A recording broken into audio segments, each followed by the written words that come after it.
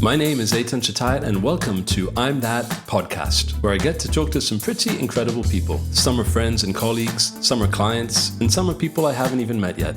On I'm That, we'll hear from them about who they are, what they do and why, stuff they love or hate, mistakes they've made, victories they've had. They're all known for something, but by the time we're through, the hope is they'll have revealed some things we didn't know about them.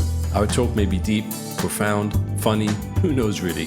One thing for sure, it'll be interesting and honest. So if you're up for that, thank you for joining me on I'm That, and here we go.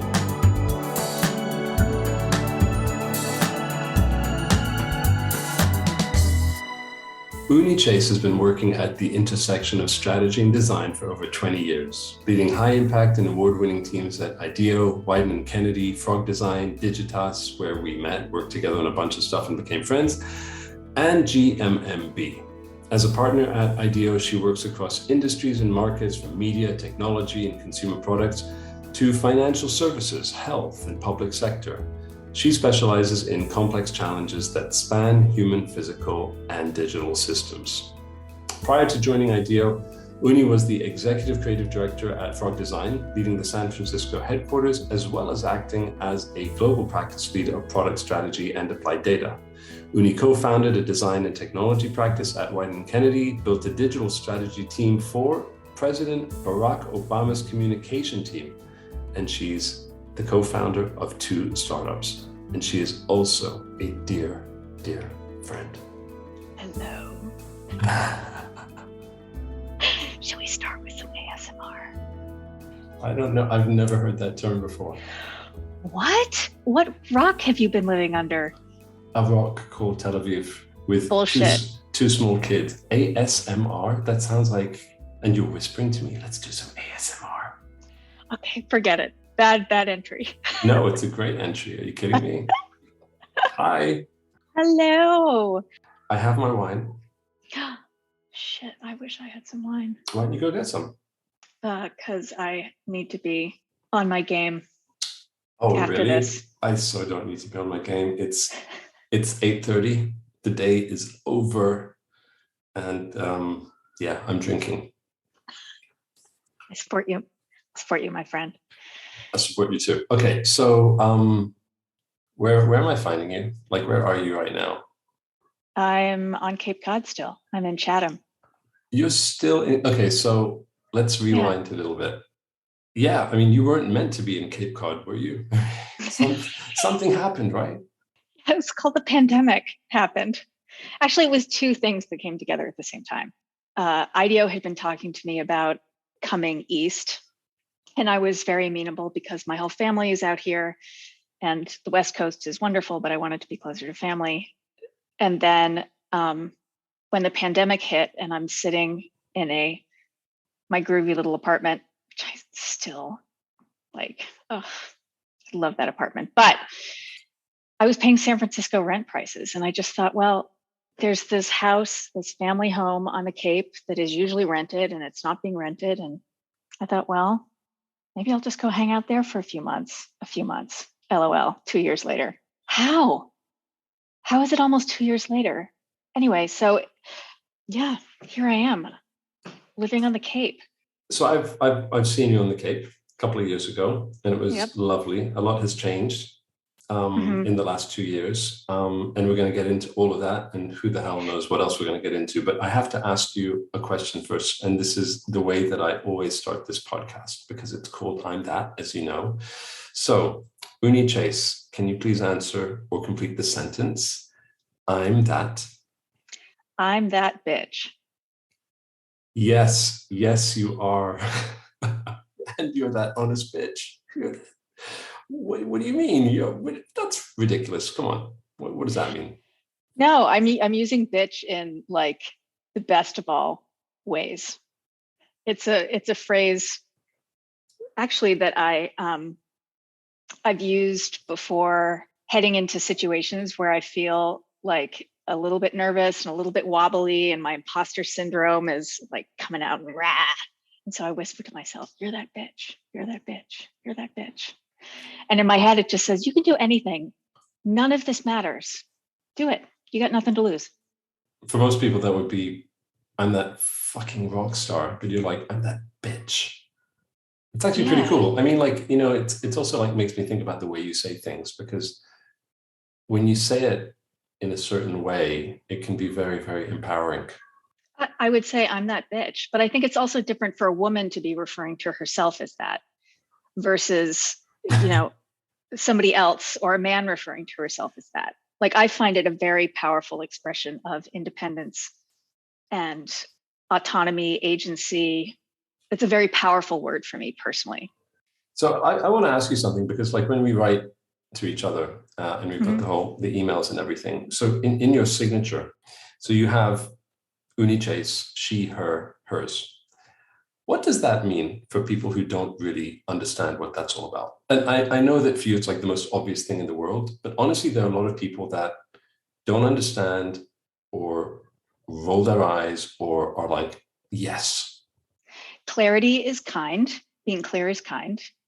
And in a cultural context where people identify different ways, to me, it is respectful to clarify how I identify. And I do it not for myself so much as I do for people who are identifying as, you know, as something other than their birth gender or something like that. And I want them to know that I see them, you know, it's just a small little signal that says, I see you. Is that, do you have friends who, or people in your close circle who are very sensitive to this type of thing, or could, or really appreciate that because they specifically would appreciate those signals? I have a few friends who, over the course of the past year, have decided that they're gender fluid or that their birth gender is not the gender they feel they are now, and they have switched to a they them or a he him or something like that. And sometimes, of course, visual cues. If I'm looking at somebody or talking to somebody, I don't want to assume that I know, and so seeing, not just seeing, but like talking to them when they would, you know, one person was like, had a special call with me and was like, hey, listen, I just want you to know that I'm identify as gender fluid. And so I'm going to go What at is the they, that? Sorry. them. What's gender? I don't even know what gender fluid is. Oh, that they're sort of like feeling not in one binary state or another, that they're not like total man or total woman, that they are feeling on the spectrum between those things. And sometimes one friend, they like to, some days they present as very, very masculine. Some days they present as very, very feminine. And like, great, you do you. Whatever floats your boat, I guess. Absolutely. And I have so many things that I want to talk to you about with you, because you're my dear friend, but you're also my colleague. I just want to ask you some questions, and then we'll Yeah, just chit chat. Okay. no, let's do it. So the first question I have is, you told me and wrote to me about the fact that you specialize in complex challenges that span human, physical, and digital systems. And I read that, I think, like 5 times, and I was like, fuck, what the hell does that mean? You specialize in complex challenges that span human, physical, and digital systems. Please tell Yeah, me. sure.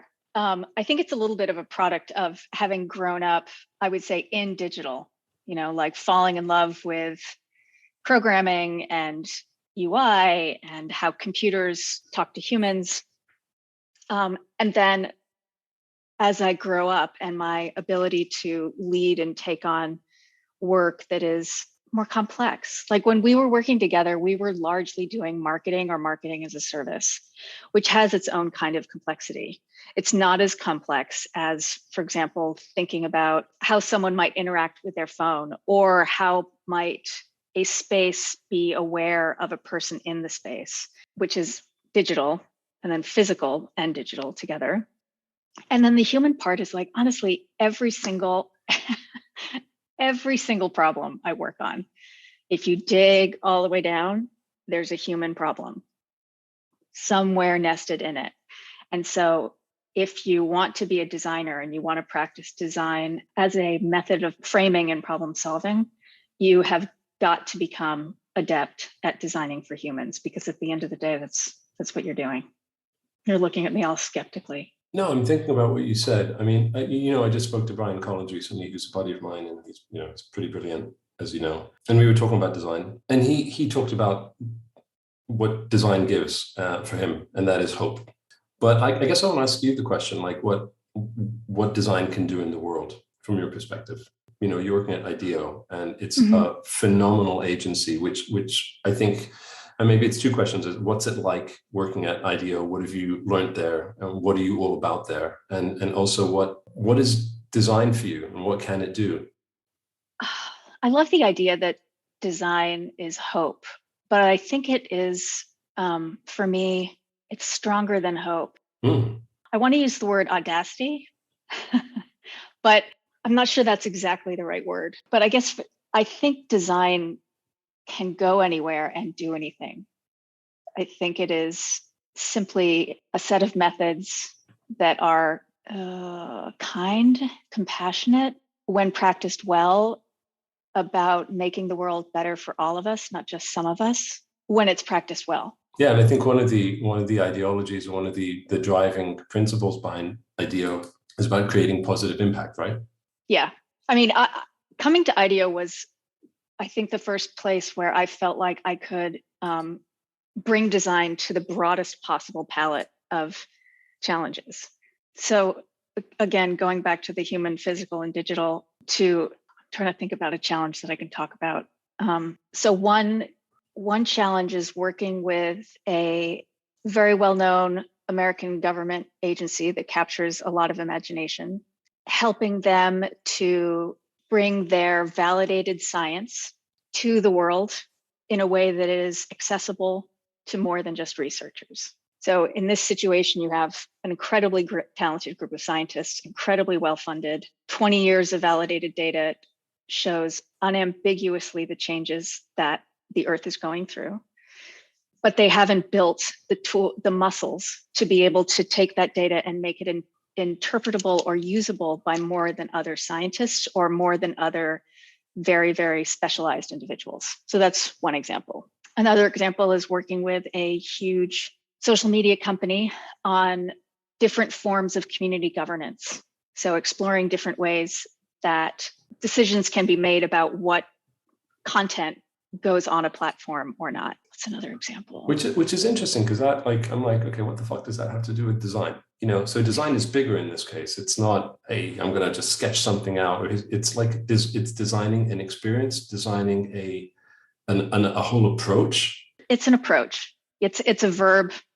I think it's so hard to explain. I think sometimes design gets in the way of IDEO a lot. Yeah, it's because people, it's like, it's perception. What do people perceive design as? And it's, I was talking about this with Brian. Is like design is thinking. Yeah. Was it Steve Jobs who said that to remember that everything in the world has been made by somebody? There's a quote, something like that, and I can't remember who exactly said it. But I think for me, design is the agency to know that I too can shape a better world. And so the practice of design, at least the way I've done it for years and the way that IDEO does it, is to start with what is right or desirable for people. And when you take that way in, and then you balance what the technology can help you to do or what the business can help you to do, that's where really interesting solutions or really interesting opportunities to create something new start to flower inside of that. How does that work, by the way? Like, I imagine in every case it's different, but you have business thinkers, I guess. Mm-hmm. You have Yeah. experience, people who specialize in consumer experiences or B2B experience, whatever it is. Then you have, I know, data scientists, engineers. We have a whole group of people who just focuses on education and learning. So we have like teachers, we have a whole group that focuses on health, and that's the spectrum of disciplines as you described, but they're also, doctors and residents. So what do you do there? What's your job? Because I know you as, I've known you for a long time. We worked together. And I was even going to say, are you a designer? Like, what do you do there at this stage? What do you do? And tell us a little bit about just like, just maybe the abbreviated quick version of how you got here. So where did I start in this whole journey? I mean, I got bitten by the internet bug. I think like a lot of people did in the first wave, when it was just Web 1.0, as we call it now. And it was just intoxicating for me. And I wasn't a designer, I wasn't a programmer, but I wanted to somehow get into this. And so I started as a programmer, but I think it was a combination of good old sexism and the fact that I wasn't the best programmer in the room because everyone else was guys, that every time there was a interface challenge or there was a question about how people were going to interact with what we were building, they would say, oh, give it to Chase. And so that's where I started being interested in how humans behavior and computer behavior were starting to co-evolve together. I was much less interested in getting computers to talk to computers. And that has been the through line. And when we met at Digitas, marketing and the kind of stuff we were doing then, that's just about behavior. We had the added benefit of having a pretty tight loop of data back to us, which now we would call data-informed design, where we could see in very short order, like how interface changes or things happening in interface would shift behavior, shift business in really tangible and really potent ways. And then as the more you work, or the more I've worked in this business, the more I've been interested in putting my arms around other systems that humans move through.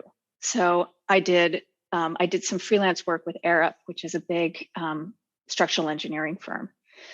And that work was focused on the built environment. Still humans, still interfaces, not a lot of digital in those spaces, but how, as people use the space, how can you make that a better experience? How can you make different choices around the shape of the building or the orientation of the building if you start not just with the site, but you also start with thinking about the people who are going to be inhabiting it? Yeah, I love that part of it. And so then coming to IDEO, so right before IDEO, I was at Frog, which is another spectacular design firm, also known, like IDEO is known for industrial design. And I led creative in the San Francisco headquarters there, or I led design, I should say. And I just kind of most of our work was like physical or digital. And again, I felt like there was a challenge on the other side of that. There was a challenge to move more into the human systems that surround both of those things, or that those things like sit inside of. That I just thought was fascinating. So when IDEO came knocking, I was like, A, it's IDEO. B, dream. And so that's kind of what I've made sure to shape my job as. So what do you do at IDEO now?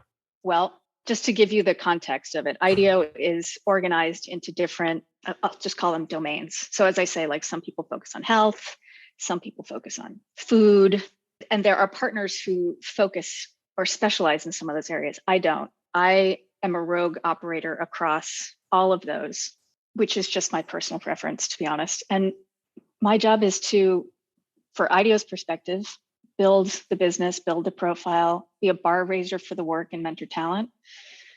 For my client side, I am helping them to grow, transform, work their way through some gnarly ass problem, help them take best advantage of everything that IDEO has to offer them in service of whatever their ambition might be. It sounds like it's always interesting. Yeah. Every time a new client comes to the door, say, like, it's like a masterclass in that domain, in their problem space, in their company. I love that. And there are there are commonalities across, problems. Right now, everyone's interested in employee experience, for example, because talent is so challenging across the board, knowledge workers and the frontline workforce. So there are some thematic consistencies like that, but being able to just belly flop into an entirely new problem space, that is my catnip. Like, how many of these projects can you work on simultaneously at Natty Branding Agency?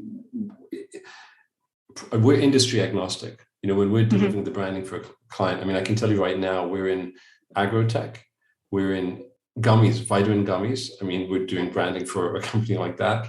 Wow, I didn't even know like there's a financial app that is being created by 22, 23-year-olds, like how to learn about investing in the stock market.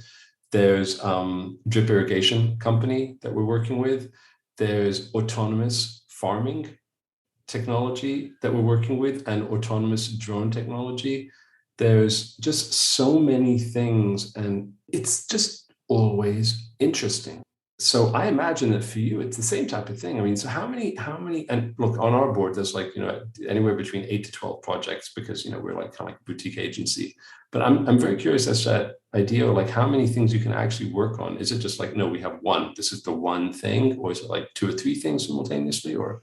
I have 5 different client entities that I'm working with right now: online retail, financial, government, philanthropy. When you're working on a project, is it like a slow burn? You need, we come from advertising, and one of the Yeah. reasons that I don't like advertising, and I kind of like walked away from it around 10 years ago, like here and there we dabble. It's because it's like now. And when I was a copywriter on Volkswagen, I worked in the design group. And what I loved about the design group was like it really was branding. You had to come up with brochures and collateral material that lived on the shelf for a year and a half minimum, which meant that you really needed to tell a story that in that world lasted a pretty long time, as opposed to a radio spot for 3 months or a TV spot for 6 months. So I guess I'm curious as to the pace when you're working on things. Is it like, nah, we need this yesterday? Is it like super intense, or like we have a process, it takes time? Or is it just like, no, it's fucking crazy? It's both. It's really the same time horizon as what you were talking about with collateral. Because a lot of what we do is, it's funny because IDEO is like, we want positive impact. I hate the word impact because I think what we do is we progress things. We help a system, call it a business, call it an education system, what have you. We help that system evolve towards a better state of itself. And that is something that happens slowly over time with a number of different interventions, call them interventions, that may happen inside of it.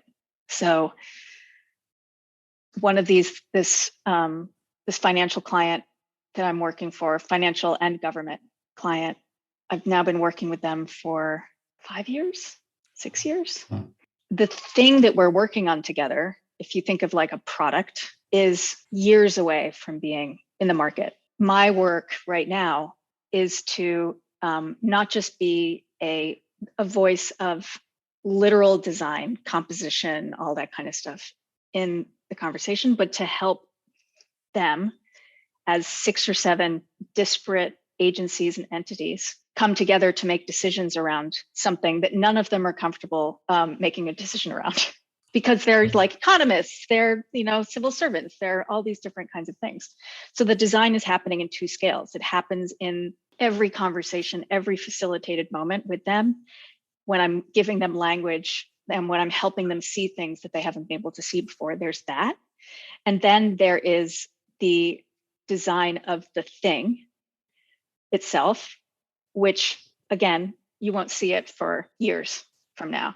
So there's never really the satisfaction of that moment, like a year from now, where the thing would come out and I'd be like, whoa, look what I did. No, like it can be years. And sometimes it's hidden. Sometimes you never really see it. You just see hints of it. It can be really frustrating. But it holds everything together, doesn't it? It does. But like you want to be able to brag about stuff, right? It's so satisfying to see your fingerprints in the world. Yeah, look, I can tell you that we did the branding for like a company called Full Circle, where it's sustainable household goods.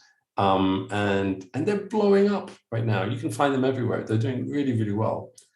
And we did the branding for it. And and we did the branding when I was in Tel Aviv, they were in China, they were in New York. Whenever I go to New York, I go to Williams Sonoma and I see our logo. I see the brand that we created still with the same language. I mean, they're evolving the brand all the time, but like you see it, you pick it up, it's physical, and there is something. And I do take a picture of it and I send it to my wife, or I send it to the writer that, I want people to see it. And then I've been challenged by people who say, yes, but doesn't it bring you satisfaction when you just sit down and you create it for yourself? Yeah, sometimes I write that narrative and I read it to myself. But when I put it out there and someone responds to it, that I love more. I do. If you want to call that bragging, then fuck, it's bragging. But I don't think you mean bragging. I mean, like, you want it to be seen and you want to be able to say, I did that. I mean, I'm not calling us artists because we're in, we put stuff out there and we get paid for it and everything, but we've got that artistic side. I think that's really important. I don't think there's any shame in saying that. So, as I was reading your bio, just a line in your bio, but like, built a digital strategy team for President Barack Obama's communication team. What? Okay, so yeah, fucking, I'm gonna brag you about that. Can you tell me about that? What, I mean, I know a little bit, but like, what was that like? What was that? That was the hardest I've ever worked, ever. I mean, you've heard this story. It's like the most incredible origin story. If it didn't happen to me, I would call bullshit on it. So I almost literally just taken a job at Blast Radius in Vancouver as their executive creative director. And the night of the election, I happened to be in Seattle, and I'm writing a launch plan for a powdered hot beverage. I won't say who it was for. And Seattle is just exploding. There are people standing on cars outside. There's a huge party in the street, like he's been elected. And I'm sitting in my room just thinking, what am I doing with my life? Like, what? Here I am missing this incredibly profound moment in the history of at least this country. And the very next morning, I got a call from, a headhunter who I'd known for years, who was helping the communication strategy team build a digital engine that would sit outside of the White House. It was like, someone been listening into my phone? And there was just Nuts. No bonkers. And the team was being built by Kirk Souder, who went on to found Enzo, which is an incredible cause communications firm. And he was just hiring in people from all these different agencies. We had folks from Wyden and Kennedy, Mad Dogs and Englishmen, everyone coming to Washington because we all were like, yes, we can. Yes, we can. It was a profound a lesson for me in power. What do you mean? The game in DC was very different from any game that I'd been in. Here's an example. Like, for you and I, our work would be evaluated through the lens of how effective it is, how good it is. But my work was being evaluated through the lens of a re-election campaign. So who the work is being done for, what kind of relationship that had to what the administration was trying to do, was a part of the evaluation of what we were doing. That was a new thing for me to learn. And also, not that I need to be the center of the universe all the time, but like, as a creative, you like to think that you have an important role to play. And I gotta tell you, sitting in some of these rooms, I'm like, I'm just the person who just like, I'm a cog. I'm a tiny, tiny, tiny, tiny cog in this huge global wheel. It was very, very humbling. And you helped build the digital strategy. So just to make the distinction, there was a team that sat inside of the White House, and they have certain, there's governance that applies to people who sit in that world versus people who would sit outside. So I was outside of the White House with Jim Margolis and his agency. And what they needed was a similar apparatus to the one that they had during the election. So Chris Hughes had done myBarackObama.com. He had led a lot of their digital strategy and implementation. He was, I think they called him their lead strategist when I came in. And what I needed to do was help to build producers, designers, editors, teaching people how to work with clients rather than just give them the strategy and sort of walk away. So it was training a old and very effective political strategy and communications firm how to ply their trade in a modern digital environment. Wow. What was the result?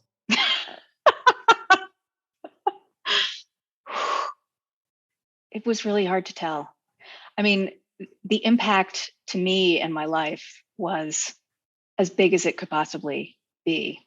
The degree to which our work influenced the outcome of things, I can squint at it and see, especially around the health bill that he was doing and helping to support the relationship with different entities whose support they needed.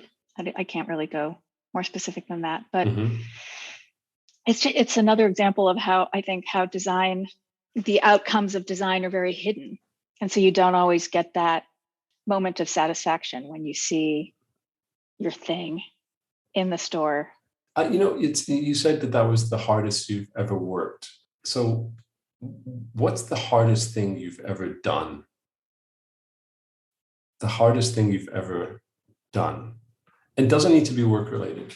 The thing that came to mind was being with my mom through hospice and being with her. The hardest moment, truly, the hardest moment was feeling her slip away. You know, the phrase where people say, oh, so-and-so has passed away or passed on.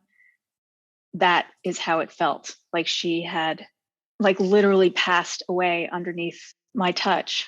And it was hard, of course, because it's my mom and she passed away and I love her. But the finality, the absoluteness of that moment, and the transformation between someone present and someone not present was, deeply hard. It's the most bizarre thing. It's like death and taxes, ha ha ha, death and taxes, and we're all going to die. But to be in the presence of death, that is the biggest mystery I think I've ever witnessed. And I didn't grow up in a religious household, so I don't have a frame of reference. But in that moment, it just felt like, somehow the veil had thinned and there was something far bigger and older that was happening. I don't know. I carry it with me, both her passing and the witnessing. When we came to visit you in Cape Cod, I had one of the nicest days I have ever had in Cape Cod, and I've gone there a lot with you and your family. And we actually have a really nice, one of my favorite pictures is of us there and your niece. Yes. One of the things that I also remember is afterwards is when you went in a helicopter, I believe with your sister. An airplane, yeah. In an airplane, and you dropped part of her ashes. Her ashes. When her brother passed away early of cancer, his favorite place was the Cape, and he used to do a lot of fishing out on Versus Shoal, and so his ashes were spread there. And then when my mom passed away, she wanted half of her ashes mixed with my dad and buried in the family plot, and then she wanted the other half set free over Versus Shoal. Beautiful. Yeah. So she's always here. Yeah, she is. And you're in Cape Cod still because of this. Still. Is that changing? I don't even know. Listen, I have to ask one more thing. You got to tell me about the shoes. Oh, for fuck's sake. No, you have to, because that is, for me, inseparable from who you are. When I didn't know you, I was like, who is that woman? And what's up with those shoes? And every day it was like another pair of these incredible shoes. You have such amazing shoes, and it was your thing. It was your thing. Is that still happening? Is it still your thing? And what is it about the shoes? What is it about shoes for you? Well, during the pandemic, it has not been my thing. Although, interesting you should ask, because I'm going to a wedding at the end of the summer. And so I bought the most outrageous pair of shoes that I could possibly find. Which you're going to send me a picture of them after this. I will send you a picture, okay, yes. Okay. They're these platform Rick Owens Gladiator boots that have like a grill on the front and and like a clear plastic. They're just so over the top. But this is the thing with you. You have crazy, outrageous shoes, lots of them. Where did that come? How did that? I'm seriously, I don't think I've even personally ever asked you about this, but where did that start and what is that all about? Well, I'm a relatively short person who identifies as a tall person, very tall person. It's funny. Someone, this is not my quote, but someone said this to me. They told me that I should identify as a threat, which I thought was also very funny. And I think being taller made me feel more confident in myself and in my body. So it was like a posture that just helped me, be confident in that world that we were in, which was like dude to the max. And yeah, it did give you confidence. I remember that about you. It was something that I really liked about you too. Oh, thank you. But the reason why it was shoes and not bags, I mean, other than the tall thing, is because the shoes weren't, to me at least, they weren't so much in my face. Like the rest of what I wore was not as out there as my shoes. And so it was a place where I could be more expressive and not have it be so front and center, that I could still sort of, pass as someone very nice and accommodating until you look down and you realize that I'm a cut bitch. That you're that bitch. That I'm that bitch. You really are. Bringing it right around. Look at that. Yeah. I miss my shoes very, very much. They're all in storage. Oonie. Yes. I really love talking to you and I miss you so much. And just thank you for just like being on this thing with me. And this is not the typical just kind of like conversation. It's been... Well, right back at you. I love how our conversations weave in and out of different topics. And for me, it comes together as a whole. I don't know if it'll work for anybody listening to this who doesn't know like each other the way that we know each other. Who cares? Because we're those bitches, man.